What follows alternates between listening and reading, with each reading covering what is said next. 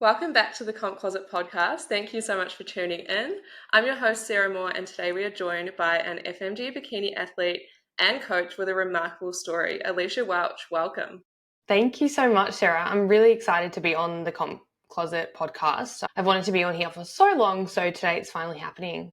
Yeah, I'm so excited to hear more about your journey. I understand you've had quite a few challenges to overcome and, had a lot of personal adversities as well. So could you share some insight into your journey and what motivated you to start competing? Yeah, so I'm really great. I think I'm really grateful to be able to say that my motivations were always intrinsic from the beginning. So it was never really about changing the way I looked from a negative approach. I think the reason why I got into bodybuilding in this sport stemmed from just being in the gym. So you first get into the gym, like all of us, we start in the gym wanting to get fit and healthy. And then when we fall in love with that part, it turned into something more. It's like, okay, what else is there? And how I came to WBFF, FMG, was my stepmom was selling puppies, and Lacey Shepherd, so who's now like my posing coach and mentor, she bought a puppy from us, and that started conversation. So she came down and she was peaking her prep. So she was like, she had a little lunch bag with her, and I was like, what is this? What? Because I thought I was the fitty, I thought I was into fitness and all of that. And yeah, we got introduced, and then it kind of just grew slowly from there. But this was back when, Lauren Simpson was hitting stage as well. So she was a really big idol for me at that time. And then I fell in love, and I'm like, right, I'm going to compete. But yeah, it wasn't until a few years down the track that I actually did step on stage. So the motivation was, it was just like this shiny object. I wanted to, something lit inside me. It was never really from a negative place, if that makes sense. So I'm really blessed. Yeah, amazing. And what did you do once you decided that you wanted to compete? Because you said obviously you wanted to do it for a few years. Like, is there a reason that you waited to compete? Well, yeah, I messaged through to Lacey some photos of me. Like, I was really tiny originally. So I thought, okay, you've got to be tiny to be on stage. Cool, tick that box. What I realized was I was tiny, yes, but I hadn't built the foundations, the muscle, the mindset, athlete mentality, all of those things. 2020 was kind of like lockdown era. So I took those 3 years to build. I committed to the build. And the second I decided I wanted to compete, it wasn't like, right, I'm jumping into a prep. So I took about 3 years and I went into the biggest build of my life. So really had all the food, went through getting on that heavier side, adding on like that unnecessary weight, if you will. And then that's when I decided to do my first prep. So I think that from all the education out there, I was set up fairly well, as set up as you can be going into your first prep. So I did listen to all of the things on social media about making sure you take time to build and, take time off. It's a lot of work and be prepared and all of that. So yeah, I think I went into my first show well. Yeah, amazing. All of that is super important. And I think you hear it time and time again. But when it comes to, actually competing in your first show and deciding to compete, it's hard to delay that time from when you decide to compete to when you actually start a prep. Like you get FOMO from everyone else stepping on stage. But yeah, like you said, taking that time is going to make you, one, much more competitive, and two, hopefully make the whole prep process more enjoyable. But thinking back to when you first started competing, what was one of the hardest things that you had to overcome? The hardest thing by far, I was thinking about this the other day actually, and it has to be the identity shift. The identity shift that happens for me, it was a crucial point at 18 weeks out for my first competition where I'd started an extensive long prep, like quite a long prep, and going from someone who was thick, had the glutes, had the booty, like had all that shape, right? To then seeing herself slowly get smaller and smaller, losing, I guess, what I thought was what made me me. Like, oh, Alicia, known for glutes, right? So when I started to lose that, I started to change. Like my facial features changed. I got lean. You don't realize how much you actually change. And you feel like walking into the gym, you're going to look a little bit yucky, right? You're going to look like, oh my God, that's too lean. And when you get on stage, you're just perfect. Like, you're perfect. So you always have to get leaner than you think you do, right? It's not just your summer shred body. It's so much more than that. So that identity shift, 18 weeks out, when I took my check-in photos and I had like tears rolling down my eyes, I'm like, I don't know myself. I don't know, like, who the hell is looking, like, who's in this photo? That's what really scared me. So navigating the identity shift was probably the hardest thing, but it's the best thing I've ever done, right? And you'd be able to agree, like, it just makes you stronger. Yeah, absolutely. It's such a massive shift. And, like you said, when you haven't been comp lean before, it can be a little bit scary. Like, you have to get a lot leaner than you think. You see photos of these girls on stage and they've obviously got the tan and they've probably carved up and things.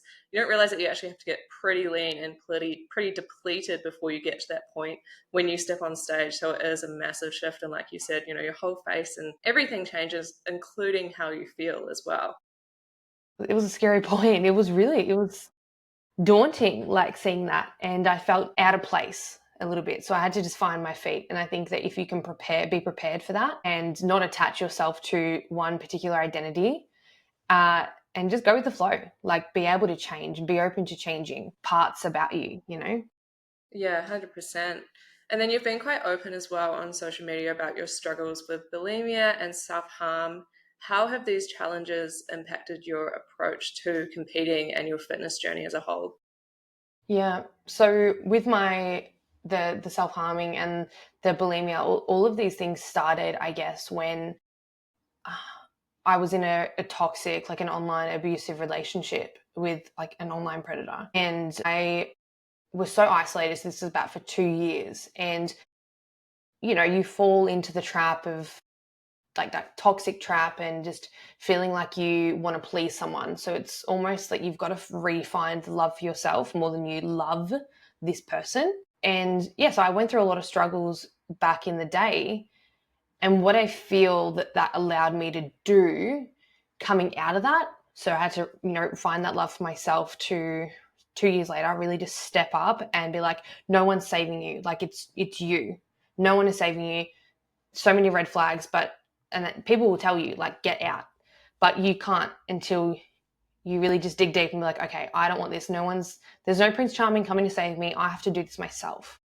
So once you do that, it gave me an edge to be like, no, this dream I'm chasing is real. Like, I can do this. I can step on a stage in a bikini. Like, I can do that. There were points, like, you at the gym, like, I wasn't allowed to wear certain things. Like, I had to cover up, and I was just so stuck in this, like, negative trap. So when I finally broke free of that, it almost pushed me further forward. Like, I felt more motivated. Um, and almost in a way that I felt really bad for what I allowed myself to go through. So finding that dignity, that self-respect, that self-love, like, that worthiness again, and finding that on your own. So I turned to the gym for that. And I think that made me push harder throughout the preps. I'm like, no, I committed to this. So when I'd face a hard day, like, really just depleted, couldn't be bothered going to the gym, feeling super sore, but knowing I had to get another training session in, like, all of these things, it just pushed me forward because I'm like, what's the alternative? Like, you wanted this and you fought so hard for it. There's no way back. So I kind of just looked forward, and I think that just made me stronger and more resilient. And I think that not enough people talk about it. Yeah, yeah, wow, that must have been so tough. And that's a massive shift that you went through. So, a really incredible journey, from start to finish. And you're obviously still on your journey too. What strategies or support systems helped you when you were overcoming those obstacles? I think the main thing, and this leads into, I'm going to bring it back to nutrition. I think this comes back to nutrition, and it's the emotional detachment.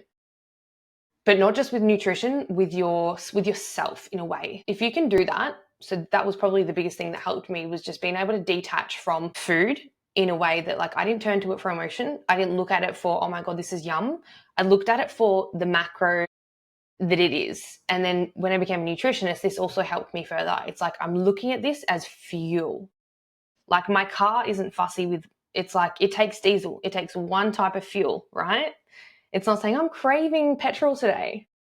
So I think that I just looked at it more from a mechanical lens of detaching from nutrition and also detaching from the way I look. So putting a certain expectation on myself to look a certain way and almost going with the flow. And that was really hard for me as a person who's super controlling, wanting to, like, a little bit OCD, if you will, and wanting to know every single like move that I'm about to make. Detachment is the biggest thing, the best thing you can do for yourself in all areas. So let go of expectations and standards, and yeah, be open and willing to accept help as well. I think that's a big one. Like, we get, as competitors, we feel that we're living up to this social presence all the time, and behind the scenes it's maybe frowned upon to struggle in a certain way. So being okay to ask for help, like, I think that makes you stronger. Yeah, absolutely. And I think that's, what drew me to your profile as well, is that you are so authentic and open about those struggles, because everyone's going through some kind of struggles, but that, most people just aren't sharing about them online or the lessons that they learn. So when you talk about detachment, that makes so much sense. Can you break it down into maybe a couple of steps for someone who does need to detach, say, from, the obsession over food? Yeah. So what I would love, so anyone in a scenario where they're feeling like they're emotionally drawn to food, something, you've had a bad day at work, you're stressed. What do we do? Oh, we got to eat. I deserve this. It's been a long day. I'm just going to have my treat. Yeah. I like to fast forward and then reverse engineer. So I think to myself, I play the scenario out in my mind. Okay, I've had a really shit day. Or whatever the excuse is, right? And then you go and you eat the thing that you're craving. Say it's like just something that you're craving. And then you think about, okay, in the moment that feels so good and you get that dopamine hit. And then afterwards, how does that make you feel? How do you even, like, maybe your performance, right? And it doesn't have to be, because I know that some people can go really, really extreme with these things, or they can just go like a little bit. So I like to just think about, how is future me going to feel? And this just almost comes back to stop, think, and do. So before you do it. And sometimes I will stop, think, and do it anyway. So I know that, a lot of people will be like, oh yeah, I know I'm going to feel shit after this, but I'm just going to go and do it anyway. What I found is it takes repetition. So it took me constantly feeling shit over and over again. So with certain things, it might just be even comparing my body, right? Or eating a certain food that I know afterwards isn't going to serve me or my goals. It took me constantly feeling that way to then realize, okay, the food is always going to be there. Why am I doing this? So it really, I think, and again, I'm not like a psychologist, but I think that there's something that needs to happen. Like, there has to be some realization there that's deep enough for you to want to change. Yeah, that makes so much sense. I love how you break that down. And I think, I can relate from that, to that, from certain things that don't make me feel good. Like, I didn't used to drink heaps, but I used to go out for a night on the weekend or something. And then your performance is hindered for, 3 or 4 days after that. Your recovery is down. You potentially have more food after you drink and all those things. And then it took me being like, okay, how am I going to feel after this? Is it worth having a night out with the girls? Probably not, because I have goals to build muscle and all that. So I love how you put that about thinking about, how you're going to feel after you do the thing. That makes so much sense. I mean, I hope it helps, because again, it took a long time for me to just keep doing it and doing it and doing it to be like, okay, this isn't so great anymore. Yeah, yeah, absolutely. And competing can be like a massive process, especially going through all the different phases, from a build phase to a fat loss phase, and your body's changing, you're having to change, things that you're doing with your protocol. So how did you manage these transitions? Well, in the beginning, Sarah, honestly, I didn't. Like, there was more of, so it was like I said, 18 weeks out, falling apart in front of my check-in photos. No one can prepare you for what to expect. Like, they can prepare you for what to expect, but it's almost the experience that you kind of have to go through and then learn and react in a certain way. But I guess going through the build and the like shred phases, so going through those fat loss phases and seeing my body change in that way, it came down to the biggest switch that I made in my mind was in prep or in a deficit, we're aesthetics focused. And then in your build, we're performance focused. So if I can make that change from being like, and even right now, like 11, 12 weeks post comp, seeing and just accepting the weight that I've put on, looking at it from how does this allow me to perform? How am I feeling? Like feeling more feminine, feeling more happy, feeling my energy come back, feeling myself being able to push in training after just sticking to the same sets and reps during a prep, like just going through the motions, really swapping up, like, what is my body allowing me to do right now? So if you can go from performance based to, aesthetics based and back and forth, I think that'll really help you make it through the build phase and make it through the deficit phase. So it's really just a switch in your mind that you have to make, rather than, if we're in a build phase, all we want to do is be shredded, right? And then when we're shredded, we're like, all we want to do is eat the food. We're like, oh, I can't wait for the off season. And then you get to the off season and you're like, oh, I can't wait for my next prep. Right? So just, if you can live in the moment of each phase, I think that's going to allow you to actually get what you need from that phase, rather than potentially trying to do a bit of cardio or trying to stay somewhat lean when you're like, I think it all comes down to mindset. Your mindset is so, so powerful. Like if you're in a build, you're there to build. Yeah, no, I love that so much. And I can completely relate to that. I think when you switch to those performance focused goals when you're in a build phase, it makes all the difference because, if anything, there's periods of your build that you're like, I'm actually looking worse. Like week to week, your check-ins, you're losing lines, you're looking a little bit fluffier, but you are building muscle underneath. So focusing on those things, like you said, performance based, enjoying the little bit of extra flexibility, the better sleep, increased strength, like all those amazing things that come with a build phase, which I love and I've learned to love them, really, really helps you commit to it. And I think having goals as well, like if you know that your goal is to build muscle for a set amount of time, that kind of helps rather than being in an endless build phase, if that makes sense. Yeah, having those like deadlines, if you will. Yeah, absolutely. So going back to your competing journey, can you tell me about your, what shows you've done, what placings you got, and how that felt? So my first competition was in 2022, October, Pro-Am, and that was my first comp, and I placed second there. From that, I got a rush, a feeling inside me, you know what I mean, when you do well, and you're like, oh, if there was something that I needed to go and do, if I needed to build, I would take the time off. But it's like, I'm so close. I'm so close. So I went again and I did the next show. So I went into that back-to-back prep. I was already in that prep for like 30, I'd already been in it for 36 weeks because I started again doing it myself. I was fearful that I wouldn't be ready in time. So I started really, really far out. So I was already 36 weeks in.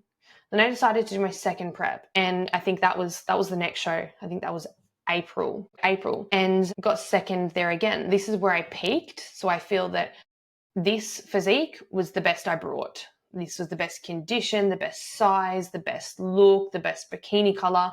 This was my favorite physique, have to be the blue bikini with the blonde hair. And it got second there again.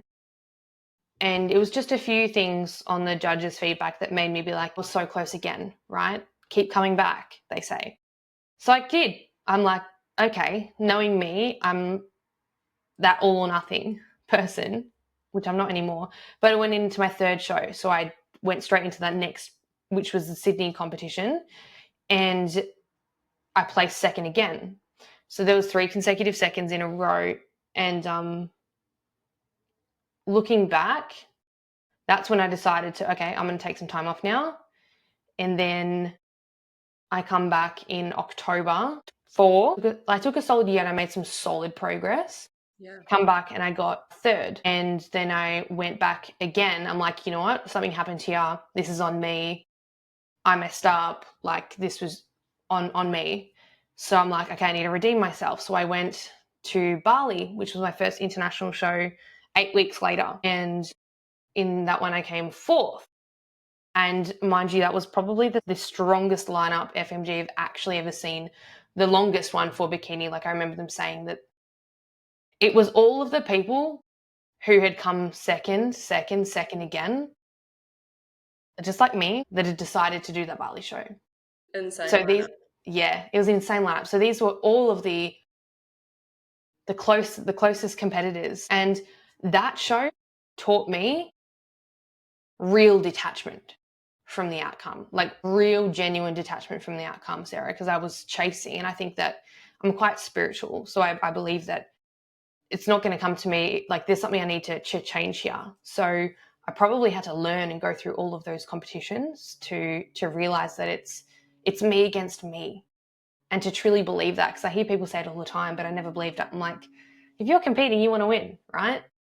Yes, but I think that entire journey, that entire experience, all of that blood, sweat, and tears, all of that hard work, to come out with the mindset win of first show, if you're not first, you're last mentality, to last show, just because you didn't win doesn't mean you lost.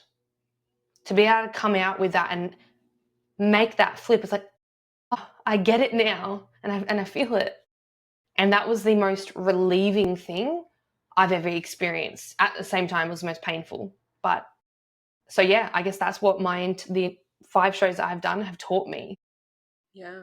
Yeah. Wow. What a journey. And again, like massive mindset shift. And it must have been difficult to go through, those changes in placing, especially when you think of all the hard work that you put in. And if you're attached to the end result, it can definitely be difficult. So how did you actually make that mindset shift? Like thinking back to after the Bali show, how did you feel immediately after? And then what did you kind of say to yourself to make that shift in your mindset? I just want to quickly say, again, from the third show that I did, there was significant muscle loss there. So doing those 3 back-to-backs, anyone who wants to do back-to-backs, like really just think about it. 1 or 2, maybe you can hack it if they're close together. But my third one, you can clearly see how much size I lost in such a short period of time. So yeah, just wanted to wrap that one up there. Yeah, that's important. So I guess with this, after the Bali comp, I really thought this was my one. I thought that this was my show. So I'd taken the feedback from all of my shows, the best parts of either posing routine, the way I looked, the style of my bikini, and I put it all into this winning package, if you will. And I'm like, this is my one, this is my everything in this. So after, I was kind of shocked because I was a little bit all over the place. I was gutted. I was so broken and be angry. I was really, really, really angry. I'll be honest. And I know that a lot of people that are now pros, like watching them journey to pro status, they will get off stage and feel the same way. So I think that level of hurt and pain, I had to ask myself some questions. Like I had to ask myself some questions about, why am I I don't want to put my happiness in anyone else's hands. Like I want my level of my perception of success to be in my hands. So I step back and I'm like, you know what? I'm not giving up, but I'm giving up on this, on chasing like validation by a number. And yeah, I had to do some real soul searching. It was kind of like, it took a couple days. So maybe it was about 3 days this time period where I was really just sitting with myself and sitting with my thoughts. And the biggest thing that helped me, so this is the biggest thing that helped me, I put myself outside my comfort zone, already feeling super defeated after the Bali show. I knew that there was a catch up. So we had a catch up with everyone at Atlas, so the beach club. And the Alicia that you know wouldn't have gone to any of those things. So I'm like, you know what, no, I need to show up because otherwise people are going to think I'm a sore loser. Like I need to go. And also, I want to see what these people are like in person, because I obviously don't live on the Gold Coast. So I'm in Melbourne and I want to talk to them and can communicate. And I went around and I asked every single high level coach, or I spoke to a lot of people there about what do they think, what happened, got their feedback and their advice and all of that. And then I also sat down with Jake Campus and we had such a solid chat about a few things. And I opened up to him about, my perceptions of him too. And I'm like, you're actually really nice. And yeah, he was just he told me it's not a matter of if, but when for Alysha Welch, and the love and support that I got from everyone was really nice. So I'm glad that I went. And that night I went home, I went back to our villa and I put it back on me again. I put it back on me. I'm like, no, how can I where's the radical responsibility here? I am going to take responsibility. What can I do different? Where can I push harder? And it's just this fire. People tell me, no, Alicia, you're crazy. You know, this is ridiculous. And I'm like, no, I need to just be better, but be better for me. Like, I'm at that point where it's okay. Next time I step on stage, I want it to be for me. And I want to have fun again. I miss that, Sarah. I miss having fun on stage rather than getting up there and being like, is this the one? I can't miss my foot. Because when you have fun, you radiate differently. And I miss that. I only had that once, my first comp, when I had no expectation. And then to place second, that automatically put an expectation on me. Oh, I can't do worse than this. I need to do better. I need to constantly do better. So the standard and the pressure I'd put on myself was like, okay, second place that's the bar. That's the standard. You can't do worse than that. So from there on out, I had this pressure on myself to perform, potentially a bit for social media, so for my audience, but for myself. And so coming back to the question, all of those parts allowed me, so going through that entire journey, they all allowed me to make that shift. But it took some sitting down, it took some self-reflection to be able to do that. Yeah, absolutely. And what advice would you give to someone who is attached to that end result and potentially they've competed, got a top placing, and then they've dropped in placings in their next show? The best thing is to know that in this sport, it's so subjective. So you're in a lineup. It's, I had people in my question box being like, how does it feel that you've done worse ever? Like how you've done your worst job ever. And I'm like, do you not understand? I haven't done my worst. Like I said to you before, just because you didn't win doesn't mean you lost. You need to understand that it's not the same 20 people showing up in the same lineup every single show. Your line, like where you go and how well you do in your comp, is determined upon who shows up on the day, right? And you hear this all the time. It's who shows up on the day, which is one thing you can't control. And judges are comparing you against where you fit in that line of people. So it needs to be, you need to step back from that line, let the judges do their job, let your coach do his job, his or her job, and compare yourself to where you once were. So look back at your previous comps or, your previous transformations. Don't go into your comp with I need to see who's competing or who I'm up against. Really, and it sounds so cliche because people say it all the time, but it is you against you. As soon as you can realize that, you just have so much more harmony and serenity around you. It's so beneficial, wouldn't you think? And it allows you to actually build relationships with these people backstage rather than see them as a threat. Yeah, absolutely. I mean, like you said, everyone goes out there and they want to win, but you never know who's going to show up on the day. So, you hear people saying you versus you over and over again, but I love how you expanded on that and explained that because, it really is about beating your last package, taking on board feedback from the judges and your coach, and being open to change and improvement as well. And that's so, so important for any competitor and pros as well, because, you don't just go pro and then immediately win. Like you go pro and you go to the bottom of the pack again, so you have to take on board that feedback and keep improving like constantly throughout your journey. You're not just going to win this trophy and then be happy with that. Yeah. So you've shared a bit online about the loss of your father. How has this affected your perspective on both life and competing? So I think when I lost, this is my biological father. So I still have my dad with me today, but losing him sent me down a spiritual awakening. So I went through, which is something I never thought I'd go through, but I went through a spiritual awakening, and that is where I learnt. So through all of that grief, what I learnt was radical responsibility. So how is this happening? How is life happening for me rather than how is this happening to me? And when I took that outlook, I looked at that for everything. It's like having, a car accident. Like when I crashed my car, I was like, okay, how is this happening for me, not to me? And I asked this about everything. So this allows you to actually take back control of your entire life. So it's the same with comp prep, and it was the same with all my shows. I'm like, okay, how is this outcome happening for me? What can you learn from it? And I think that if you can remain curious, so curiosity, that grief taught me curiosity. How can you always, instead of getting complacent, ask yourself, why is this happening? What can I learn from it? How is this actually benefiting me? How is this a blessing in disguise? All of these things, you start to find the answers.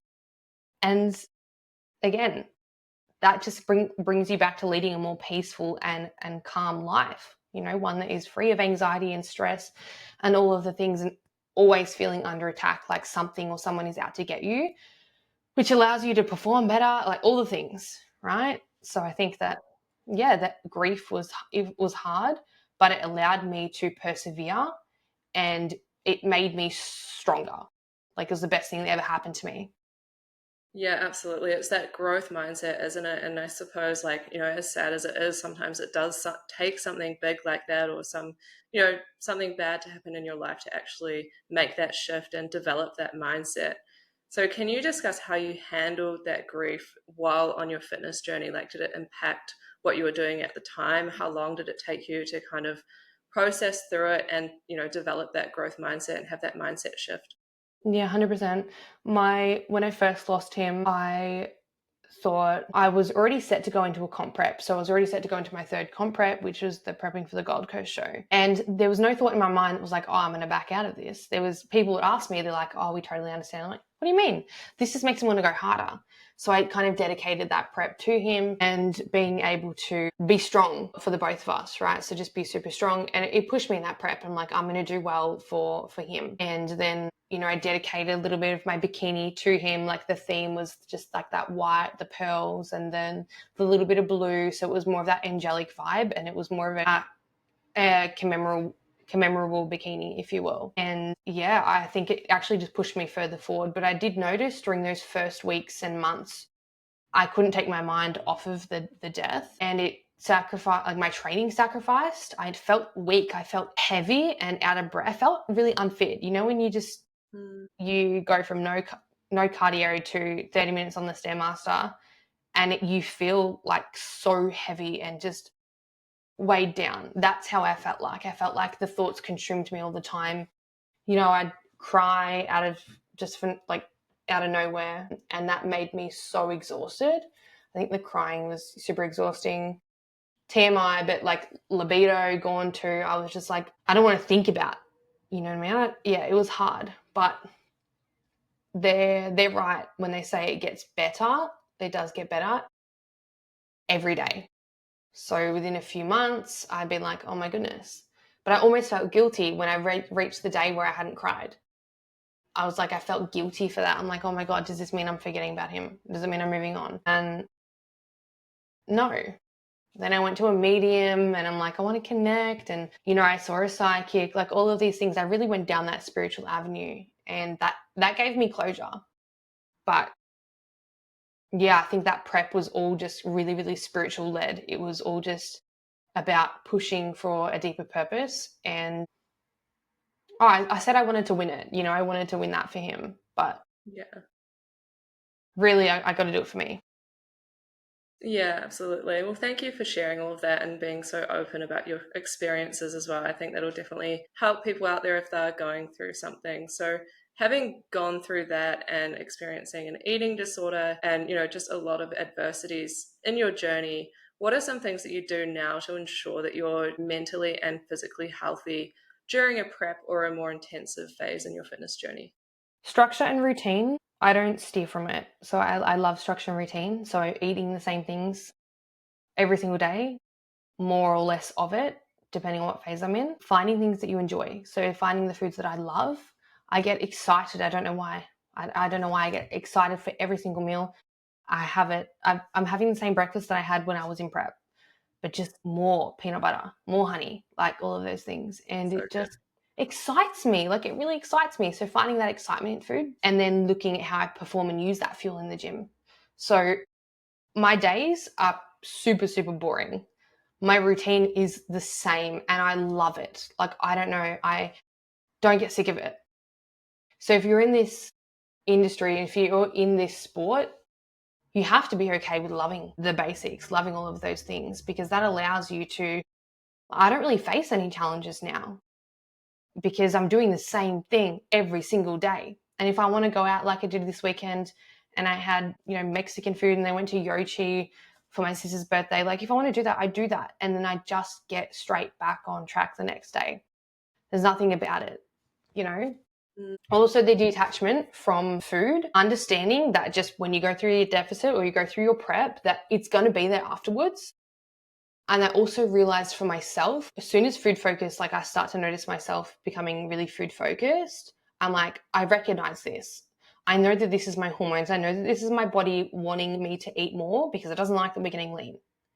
So being able to recognize what you're going through, so having that awareness and that knowledge around why you're feeling a certain way during 6 weeks out in prep really helped me, because it sets me up to know what to expect for next prep. And when I get out of it, I'm like, the food's going to be there for me. So Yeah. I think maturity, I think just maturing through that journey, as unhelpful as that may sound, you have to be willing to go into the journey, and you've got to be willing to stuff up sometimes. You've got to be willing to make mistakes, because you're not going to be perfect first time round.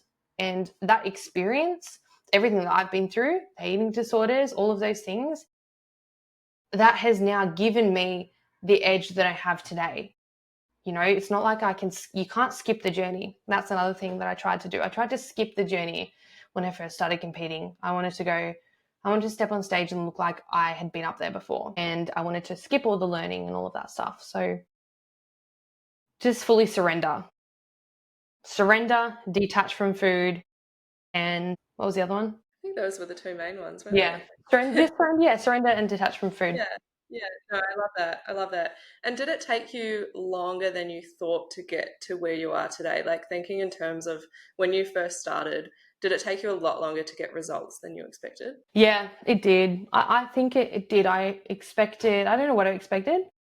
However, I loved the journey so much that I don't care. You know what I mean? So it's that, because we know, you and I both know that the more experience we get into lifting, the slower our progress starts to become, unless you're wanting to really just, I don't know, go down that enhanced route. I think that we bust our ass in the gym. We hurt so bad in there. Like we train and it's so painful.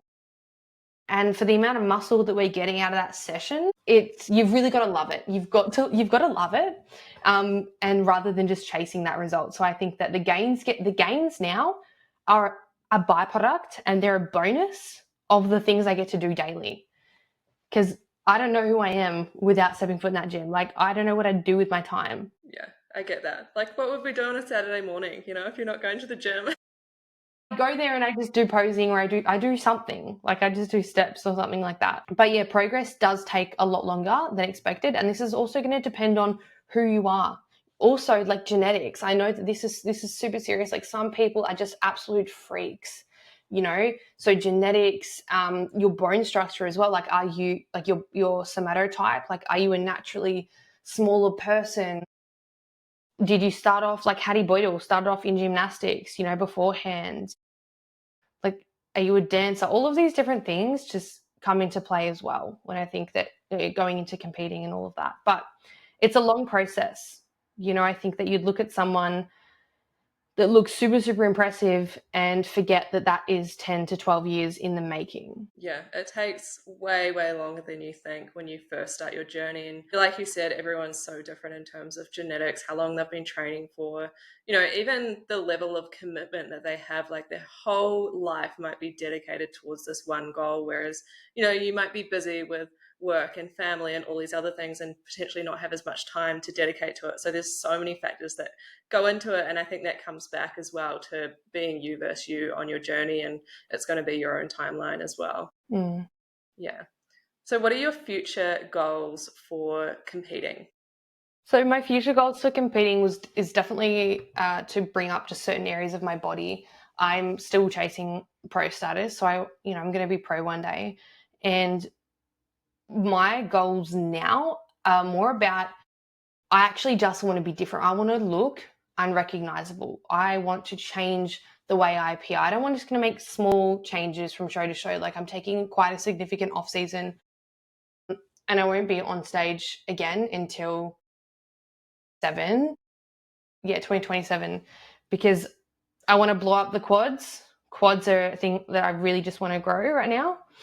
Quads, back a little bit more, hammies, calves, all of the things, right? And I just want to be bigger. I just want to build So I'm going to take some time, and the next time I shred and put myself through a prep, I want to see different shreds. I want to see different lines. You know what I mean? Like I want to actually see and feel a difference this time. So if that means taking longer time away, then so be it.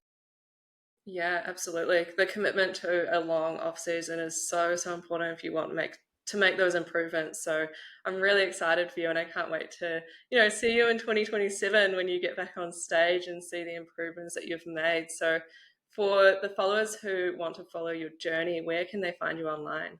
So they can find me on Instagram. So Instagram is I'm pretty much on there every single day. So it's at Alysha Welch Fitness. That's for just, my journey and coaching and all of that. And then I have my bikini business. So I'm making bikinis for people in FMG and IFBB and all of that at the moment too. So that is at the dot bikini biz. And yeah, I'm just loving life right now. So they're my two main platforms, just Instagram. Amazing. I love that. And do you do like add-ons and things for bikinis? Like if someone was to, already have a bikini or get a second-hand bikini, would you be able to do kind of add-ons? I know they've added the new bikini couture around, which I think people are going to be a little bit more next level with their bikinis. Is that something that you do?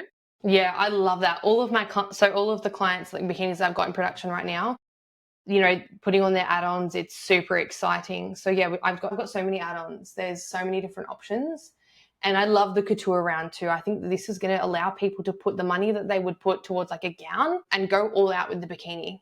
I think I voted for that. I voted for that as well when I did the survey. So I'm like, Yeah, yeah. me too. Me too. I love And it. also I'm happy that yeah, I do bikini alterations as well. So it's like, some of my clients have sent me through posted me their old bikinis or secondhand ones and they want me to do it up for theme wear. So yeah, anything. Amazing. Yeah. Well, I will link your accounts down below as well. So if anyone wants to follow your journey or reach out about coaching or, bikini alterations or get a bikini made, they can. So thank you so much for coming on and being so open about your journey and sharing your story. It's been really inspirational and I'm sure it will help a lot of people out there. So thank you. Yay, thank you so much, Sarah. No worries. And thank you so much to our listeners as well. If you could take a minute to follow, rate, and share this podcast, I'd be so grateful. It really does help us to grow. And if you share it to your stories, make sure you tag Alicia and myself as well. We love to see what you're up to while you're listening. Yay, bye guys.